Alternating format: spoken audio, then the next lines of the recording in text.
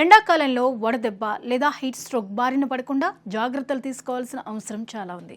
ముఖ్యంగా పిల్లలు, వృద్ధుల విషయంలో మరింత జాగ్రత్త పాటించాలి.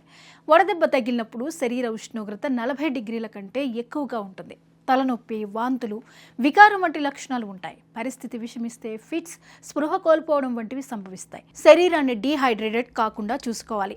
మధ్యాహ్నం 12 నుంచి సాయంత్రం 4 గంటల మధ్యలో ఎండలో తిరగకపోవడం మంచిది. తేలికపాటి దుస్తులు ధరించాలి. టీ, కాఫీలు, మద్యం వంటి వాటికి దూరంగా ఉండాలి. అధిక ఉష్ణోగ్రతల వల్ల చర్మం పొడిగా, వేడిగా ఉంటుంది. మామూలుగా అయితే ఎండకు చెమట పడుతుంది, కానీ వడదెబ్బ తగిలితే శరీరం చెమట పట్టడం ఆగిపోతుంది. దీనివల్ల చర్మం పొడిగా మరీ ఎర్రగా కనిపిస్తుంది. శరీరాన్ని హైడ్రేటెడ్గా ఉంచుకోవాలి.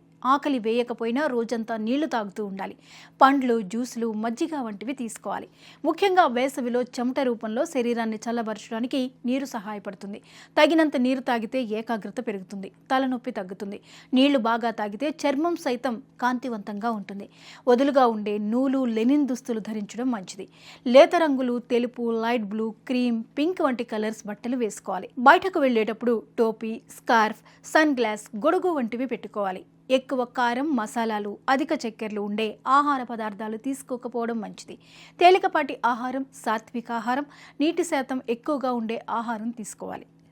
ఇటువంటి కొన్ని జాగ్రత్తలు పాటిస్తే వడదెబ్బ బారిన పడకుండా ఆరోగ్యంగా ఉండొచ్చు.